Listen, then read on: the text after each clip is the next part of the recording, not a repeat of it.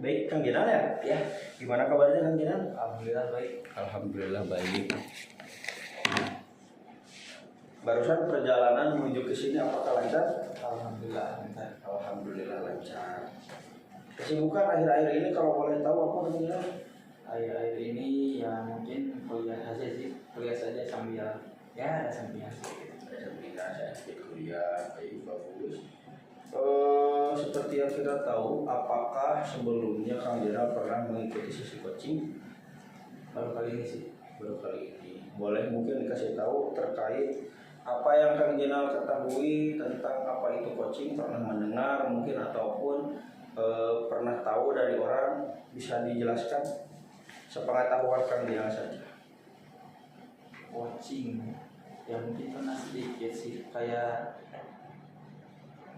mah katanya mengembangin, nggak tahu sih ngembangin gimana. Baik, bagus. Jadi seperti biasa ya, untuk sekarang kita akan melaksanakan sesi coaching terlebih dahulu. Sebelum beranjak ke sesi coaching, jadi ada beberapa asas terlebih dahulu yang perlu kita ketahui. Seperti biasa ada 3 asas. Pertama ada asas kerahasiaan. Asas kerahasiaan di sini apa yang kita bahas, apa yang menjadi keluhan Kang Jenal, apa yang ingin dikembangkan Kang Jenal, itu sekiranya hanya kita yang boleh mengetahui saja. Mungkin selain kita ada yang boleh mengetahui? Sudah kita saja. Baik, bagus. Selanjutnya ada asas keterbukaan. Asas keterbukaan di sini Kang Jenal terbuka terkait dengan hal-hal apa yang ingin Kang Jenal sampaikan. Di sini Anda sangat terbuka terkait apa yang ingin kita bahas supaya mempermudah berjalannya coaching yang sedang kita jalani itu saja. Langsung sini. Bentuk yang terakhir ada asas kesukarelaan. Kang Jenal datang ke sini dengan kesukarelaan. Kang Jenal mengikuti sesi coaching ini dengan sangat sukarela. Tidak ada paksaan sama sekali. Tidak ada bisa dibilang dorongan supaya Kang Jenal benar-benar mengikuti sesi coaching ini dengan kerelaan. Betul? Baik, bagus sekali. Nah, jadi coaching ini bisa dibilang pengembangan diri dan pengembangan apa yang sudah Kang Jenal mulai, entah itu dari segi pekerjaan, entah itu dari aspek diri dan lain sebagainya. Itu bedanya coaching dengan coaching. Jadi bisa dibilang melatih apa yang dikembangkan, melatih apa yang menjadi bakat Kang Jenal mungkin di bidang yang Kang Jenal sesuai dengan kebutuhan Kang Jenal itu sebelum. Baik, bagus. Nah, sebelumnya sesuai dengan apa yang sudah saya baca di Infom yang sudah Kang Jenal isi mengenai masalah yang menjadi keresahan Kang Jenal itu sendiri. Mungkin bisa diceritakan lebih detail terkait masalah Kang Jenal yang Anda alami dan sesuai dengan tulisan Anda di Infom itu sendiri. Silakan bisa dijelaskan mungkin detailnya seperti apa, spesifiknya seperti apa. Oke, mungkin yang permasalahan yang tadi mungkin pernah sudah dituliskan di kertas itu mungkin tentang permasalahannya pengembangan diri sendiri, pengembangan diri sendiri yang menurut Jenal itu bagaimana sih Jenal itu bisa mengembangkan 2 aspek pekerjaan yang sedang Jenal lakukan, yaitu aspek pekerjaan melainkan dari yang paling utama yaitu di dalam perkuliahan dan juga mungkin dalam yang kedua yaitu di dalam aspek mengerjakan sampingan, yaitu mengerjakan pekerjaan sampingan. Nah, mungkin di situ Jenal yang masih bingung itu bagaimana caranya Jenal bisa mengembangkan diri Jenal supaya Jenal bisa mengerjakan 2 aspek itu secara tidak ada gangguan dan hambatan. Iya, tidak ada gangguan itu dari yang lain. Jadi supaya bisa lancar lah menjalankan pekerjaan 2 pekerjaan tersebut. Bagus, berarti yang menjadi permasalahan yang Anda rasakan sekarang bisa dibilang Anda ingin supaya kedua hal ini berjalan dengan bagus, kedua hal ini bisa berkembang sesuai dengan apa yang Anda inginkan. Betul? Baik, berlanjut ke pertanyaan selanjutnya. kiranya apa yang menjadi keresahan Anda sehingga Anda mengikuti sesi coaching ini? Yang menjadi keresahan, ini yang menjadi keresahan takut ya, takut saya itu tidak bisa menjalankan dua pekerjaan yang sedang jalankan gitu ya. Takutnya itu salah satu pekerjaan yang jalankan tidak terlaksana, apalagi tidak terlaksana dua-duanya gitu ya. Takutnya seperti itu, takut tidak terlaksana. Jadi kegelisahan ataupun keresahan yang Jenal alami ini lebih ketakutan ya. Takut di sini takut tidak terlaksana, takut tidak berjalan dengan lancar, dan takut tidak kondusif, bisa dibilang seperti itu ya. Baik.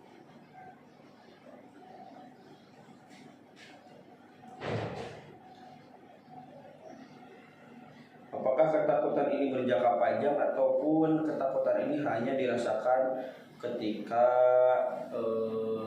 waktu-waktu tertentu saja? Waktu-waktu tertentu yang mungkin ada, apalagi jangka panjangnya pasti ada. Karena kalau misalkan dari waktu tertentu ketika ketakutan saya melakukan pekerjaan yang satu tapi bentrok dengan ada kegiatan pekerjaan yang satu lagi. Itu ketakutan yang salah satunya ketakutan yang hanya tertentu saja. Jadi ketakutan tertentu yang Anda alami ketika satu pekerjaan itu bentrok dengan pekerjaan yang lain, ataupun adanya dua pekerjaan dalam satu waktu itu ya. Itu ketakutan ketika di waktu tertentu ya. Mungkin ketakutan jangka panjang ada juga. Kalau ketakutan jangka panjang ya mungkin takutnya ya suatu saat nanti penyesalan yang didapat gitu. Penyesalannya ya tidak bisa meminimalisir pekerjaan saya gitu. Ya kan berujung kepada penyesalan di akhir, penyesalan dua-duanya tidak dapat. Baik, berarti tadi ketakutan yang pertama itu ketakutan yang apa? Ketakutan di waktu-waktu tertentu. Ketakutan di waktu-waktu tertentu ini bisa dibilang ketika dalam satu waktu itu adanya dua pekerjaan yang saling menumpuk, dua pekerjaan yang datang secara bersamaan. Dan untuk waktu atau ketakutan yang jangka panjang, ditakutkannya ini Jenal ini menimbulkan suatu penyesalan gara-gara tidak bisa menghandle kedua pekerjaan tersebut. Selain ketakutan yang Anda jelaskan barusan, adakah keresahan-keresahan yang Anda alami sehingga Anda mengikuti sesi coaching ini, ataupun tujuan Anda mengikuti sesi coaching ini selain tadi menghilangkan keresahan, menghilangkan ketakutan, ada lagi? Ya, intinya tujuannya itu gimana caranya supaya saya itu bisa melaksanakan kedua pekerjaan itu dengan baik tanpa ada keresahan ketakutan. Gitu. Ya, dua pekerjaan itu kuliah dan pekerjaan sampingan.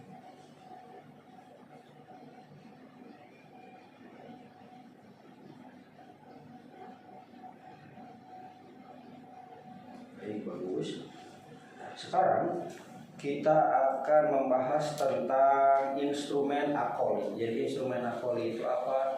Instrumen akoli ini bisa dibilang instrumen yang mana menjelaskan tentang keadaan kesejahteraan kerja. Jadi sini menjelaskan tentang keadaan Anda,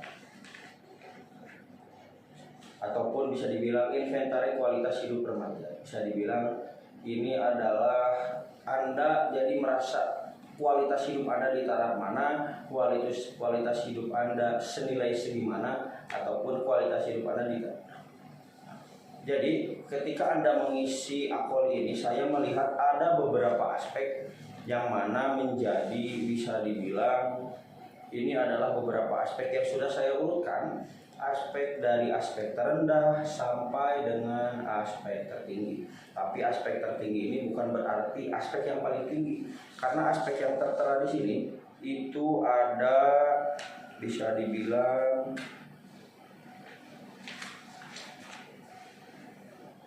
1, 2, 3, 4, 5, 6, 7, 8, 9, 10, 11, 12, 13. Di sini ada 13 aspek yang tertera, tapi kami mengambil 8 aspek saja dan kami mengurutkan aspek yang paling terendah sampai dengan aspek yang paling tertinggi. Tertinggi di sini dari terendah tadi.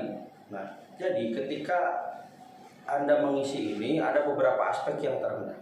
Di antaranya ada aspek pertumbuhan pribadi. Pertumbuhan pribadi ini bisa dibilang mencakup beberapa faktor. Pertama, kreativitas, rekreasi, belajar, spiritual, dan membantu. Membantu di sini bisa dibilang sosial. Nah, di sini aspek terendah Anda di pertumbuhan pribadi ini ada di rekreasi. Nah, pertama rekreasi, selanjutnya diri ini aspek yang terendah Anda ada di keberfungsian diri. Nah, di sini juga rendah. Selanjutnya keuangan. Nah, keuangan ini masuknya keuangan ini ada di keberfungsian diri. Selanjutnya ada di kreativitas. Kreativitas ini Anda ada di rata-rata. Jadi belum rendah, sebelumnya rendah, rekreasi ini rendah, diri rendah, keuangan ini bisa dibilang direndah juga. Setelah keuangan aspek Anda ada di rendah, selanjutnya ada kreativitas di rata-rata. Setelah kreativitas keluarga, di sini keluarga Anda ada di taraf rata-rata juga. Pertemanan ada di tadi rata-rata, lingkungan masyarakat rata-rata dan sisanya juga rata-rata. Selain rata-rata itu tinggi dan sangat tinggi. 8 aspek ini yang mendominasi bisa dibilang bukan bermasalah, tapi Anda merasa diri Anda itu rendah di aspek itu menurut Akoli. Nah, sekarang yang menjadi pertanyaan saya dari 8 aspek ini untuk sesi sekarang kira-kira jika diskalakan sekarang kita akan menyekalakan satu-satu terlebih dahulu. Kita akan menyekalakan satu-satu terlebih dahulu. Dari mulai aspek yang pertama sampai dengan aspek yang belakang. Pertama rekreasi.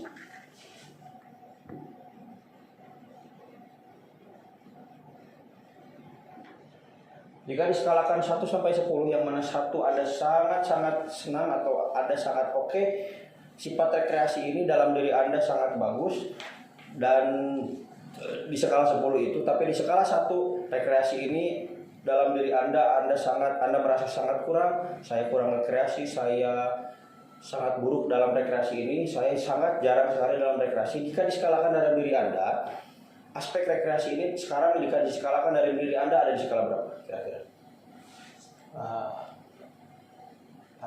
4 ya. 4. Selain rekreasi tadi yang kedua ada yang namanya diri.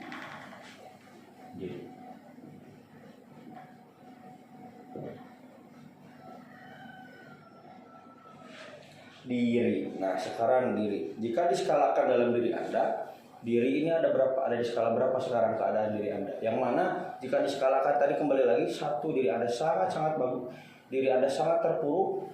Dari skala 1 di skala 0 ataupun 1 diri Anda sangat terpuruk, sangat tidak percaya diri. Sedangkan di skala 10 Anda sangat percaya diri, Anda sangat bahagia, Anda sangat senang. Jika diskalakan diri Anda sekarang ada di skala berapa? 4 sama bagus. Selanjutnya keuangan.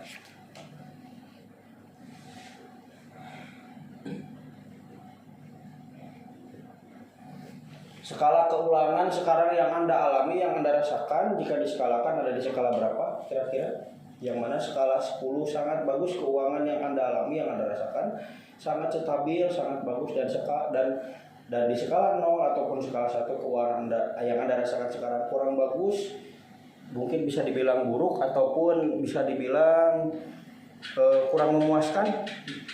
Bisa kalau diskalakan kira-kira ada di skala berapa?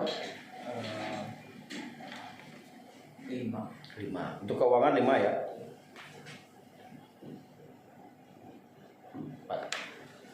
Selanjutnya setelah keuangan, kreativitas.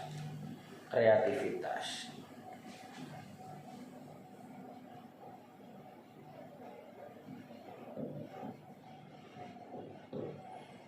Jika diskalakan, kreativitas ada di skala berapa? Kira-kira. Ya. Nah. Selanjutnya keluarga.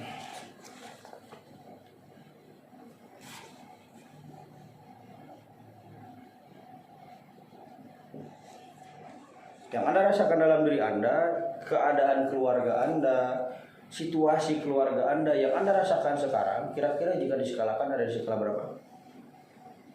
Situasi keluarga. Jadi situasi keluarga sekarang yang ada secara keseluruhan,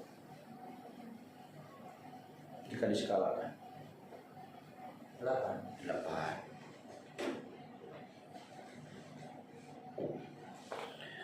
Selanjutnya pertemanan.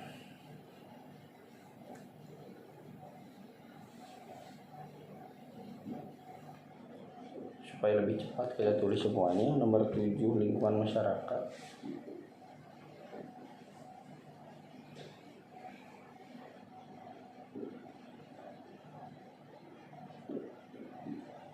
Dan terakhir kesehatan.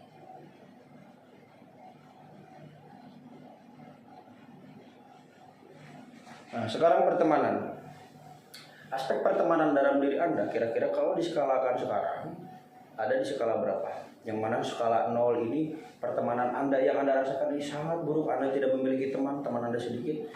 Dan skala 10 Anda, relasi Anda dengan teman sangat bagus, relasi Anda dengan teman sebaya ataupun teman adik kelas ataupun dengan adik tingkat ataupun kakak tingkat sangat-sangat bagus di skala 10. Kira-kira pertemanan dalam aspek pertemanan dalam diri Anda sekarang jika diskalakan ada di skala berapa? 5. Selanjutnya lingkungan masyarakat. Apakah lingkungan masyarakat dalam diri, apakah Anda dengan lingkungan masyarakat ini menurut Anda adalah baik ataupun buruk? Jika diskalakan, yang mana di skala 0 Anda di lingkungan masyarakat ini menurut Anda kurang berdampak baik, Anda tidak memiliki berkemanfaatan, Anda kurang menimbrung ataupun kurang turun ke lingkungan masyarakat sehingga Anda merasa kurang dalam bisa dibilang ikut berpartisipasi dalam kegiatan masyarakat. Ataupun di skala 10, setiap ada kegiatan di masyarakat, setiap ada misalkan event di lingkungan masyarakat sekitar Anda selalu mengikutinya, sehingga Anda sangat merasa Anda sangat bermanfaat bagi masyarakat, Anda sangat memiliki peran yang penting di lingkungan masyarakat itu sendiri. Jika diskalakan mungkin sekarang posisi Anda di lingkungan masyarakat ada di skala berapa? Bagus. Dan yang terakhir kesehatan. Yang Anda rasakan dalam tubuh Anda kira-kira sekarang, apakah kesehatan ini Anda rasa dalam diri Anda, saya sangat sehat, saya sangat kuat dan saya tidak memiliki keluhan apapun terkait dengan kesehatan ini? Ataupun mungkin Anda memiliki keluhan tentang kesehatan? Jika diskalakan, kesehatan dalam tubuh Anda sekarang ada di skala 3. Nah, dari 8 aspek ini, skala yang paling rendah adalah kesehatan. Selanjutnya kita lihat skala yang lainnya. Ini ada beberapa skala yang memang berurutan. Dari mulai rekreasi, ada 4, diri, keuangan, dan lain sebagainya. Nah, baik, saya sekarang ingin bertanya, untuk sesi sekarang, mana aspek yang ingin kita bahas terlebih dahulu? Ambil berapa? Kira-kira ambil satu dulu saja, disesuaikan dengan satu aspek. Kita ambil satu aspek dulu untuk sesi pertama kita. Mana aspek yang ingin Anda bahas terlebih dahulu? Kira-kira kreativitas ya. Baik, kreativitas. Tapi kreativitas ini skalanya bisa dibilang rata-rata. Coba Anda pilih yang bisa dibilang apa? Skalanya ini cukup buruk. Kesehatan aja ya. Baik, kesehatan. Di sesi ini kita akan membahas kesehatan.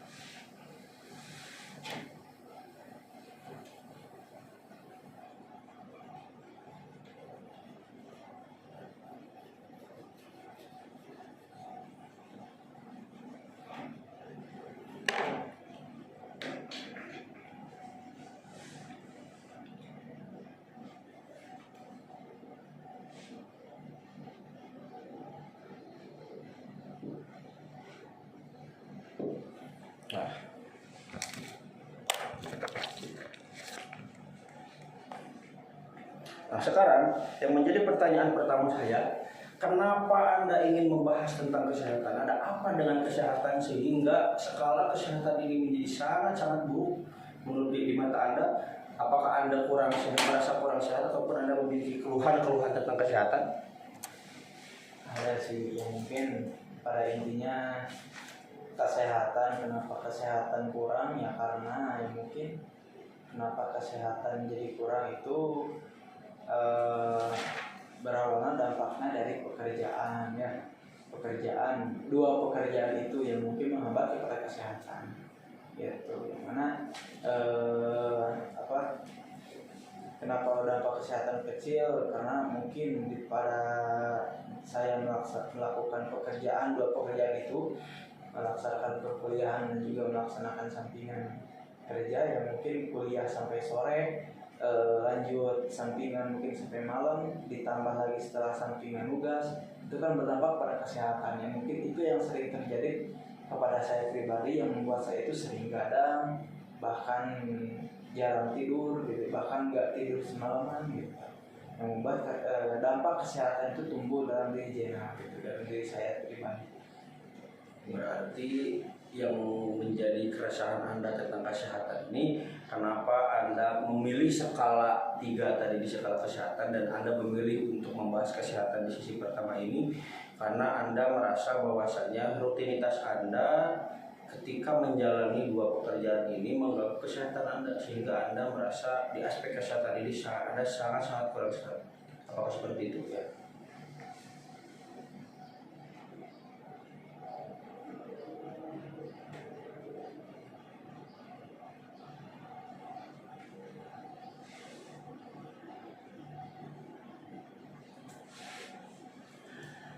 Baik, kita lanjutkan kesehatan. Kira-kira apa yang menjadi penyebab kenapa Anda tidak bisa menjaga pola hidup atau tidak bisa menjaga kesehatan itu dengan baik?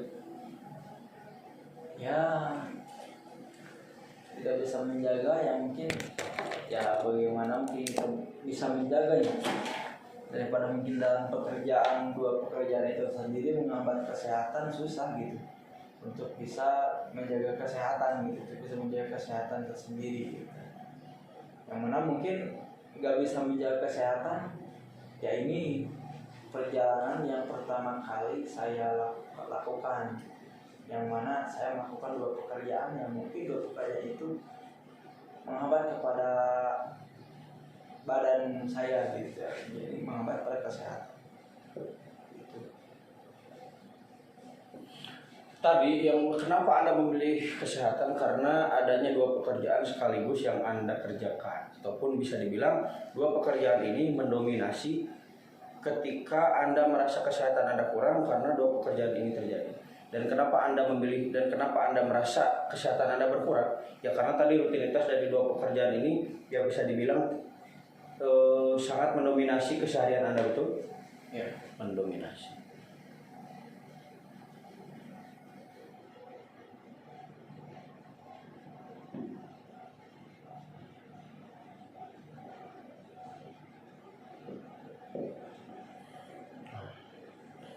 Pertama, dua pekerjaan sekaligus.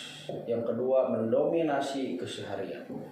Dua hal yang membuat kesehatan Anda menurun dan menurut Anda kesehatan Anda menjadi buruk. Selain ini ada lagi yang menurut Anda kenapa kita harus membahas kesehatan? Apakah ada hal-hal yang lain yang membuat diri Anda resah, yang membuat Anda merasa kesehatan dalam tubuh Anda sangat kurang dan ingin Anda tingkatkan menjadi lebih baik? Sebentar. Sudah. Ada lagi? Sudah? Baik. Nah, sekarang kita akan membahas bagaimana caranya kesehatan Anda menjadi lebih baik, menjadi lebih bagus. Sekarang saya ingin merewind ataupun bisa dibilang timeline.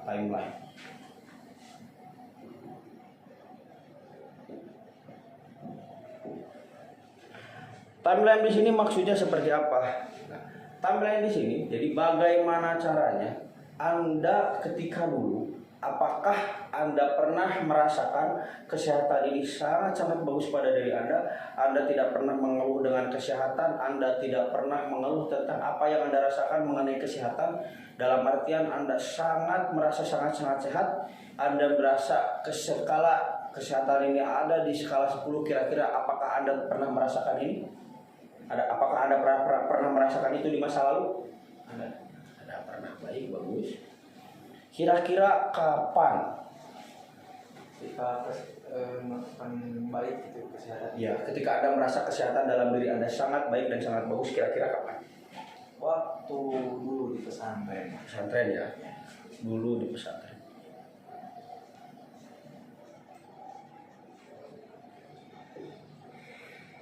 Kira-kira kapan atau waktu kelas berapa? Apakah itu berjangka panjang misalkan dari kelas 1 sampai dengan kelas 3 SMP, ataupun selama kamu di pesantren, ataupun persisnya ketika kamu merasakan kesehatan yang luar biasa dalam diri kamu, itu ketika kapan persisnya? Ketika dari awal MTS ya sampai kelas 2 SMA. Awal MTS sampai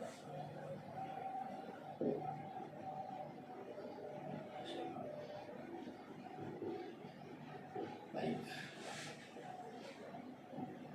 Nah, sekarang ketika Anda merasakan kesehatan ini sangat-sangat bagus pada diri Anda, ketika Anda merasakan kesehatan ini Anda sangat bugar, Anda tidak merasakan keluhan apapun. Dalam artian ketika Anda di pesantren, awal masuk MTS sampai dengan kelas 2 SMA, kesehatan Anda sangat bagus.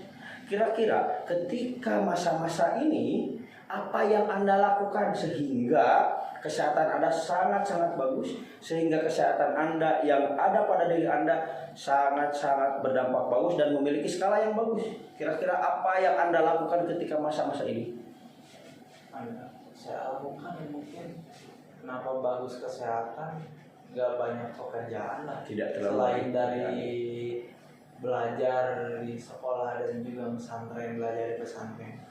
Jadi nggak ada hal berat gitu, hal berat yang membuat Minimnya pekerjaan, bisa dibilang seperti itu.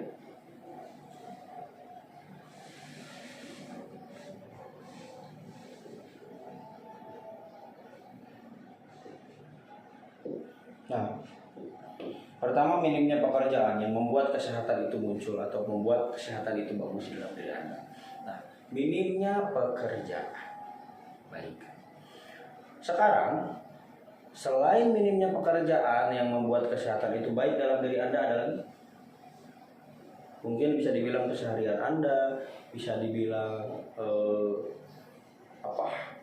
berhubungan dengan selain tadi minimnya pekerjaan, tapi membuat kesehatan itu bagus, kesehatan munculnya bagus dalam kesehatan Anda, ada lagi? tidak ada sih, selain Belajar ya.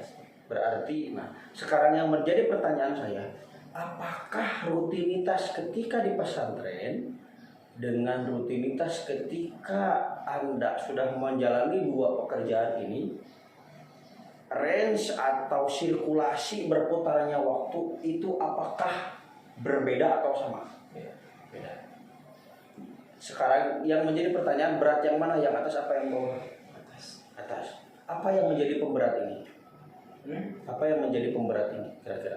Sedangkan kalau kita bilang di pesantren, kita melihat minimnya pekerjaan. Sedangkan bisa dibilang ketika di pesantren ini range waktu yang dilaksanakan, Anda tetap di sana, tidak kemana-mana, belajar pun tetap berjalan, dan bisa dibilang kan di pesantren itu semuanya kegiatan sudah diatur dengan sedemikian rupa. Nah, sedangkan di sini berarti siapa yang mengatur? Saya sendiri. Saya sendiri. Nah, yang dipertanyakan, apakah Anda bisa mengatur diri Anda sedemikian rupa supaya masa kejayaan kesehatan ini muncul kembali pada diri Anda? Berarti yang harus Anda kerjakan pertama apa tadi? Waktu.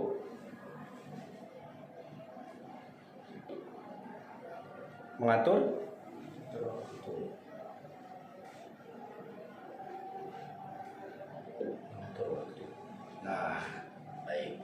Kira-kira selain itu supaya kesehatan itu muncul, kesehatan itu yang baik itu muncul pada diri Anda apa? Selain itu, selain mengatur waktu, supaya Anda kembali ke masa ini, supaya kesehatan ini kembali baik dalam diri Anda, apalagi yang harus Anda lakukan di masa sekarang? Kenapa ini bisa muncul? Kenapa kesehatan itu bisa muncul kira-kira selain mengatur waktu? Supaya kesehatan Anda bagus, mengurangi rutinitas pekerjaan, mengurangi rutinitas.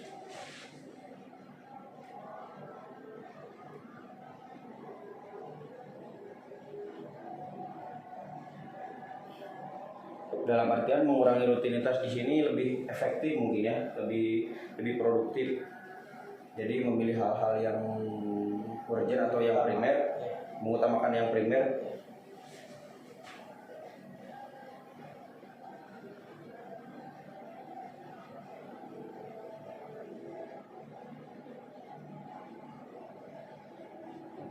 Selain itu, menurut Anda supaya Anda kembali ke masa ini, kesehatan Anda kembali muncul dan lebih bagus lagi pada diri Anda, apa yang harus Anda lakukan?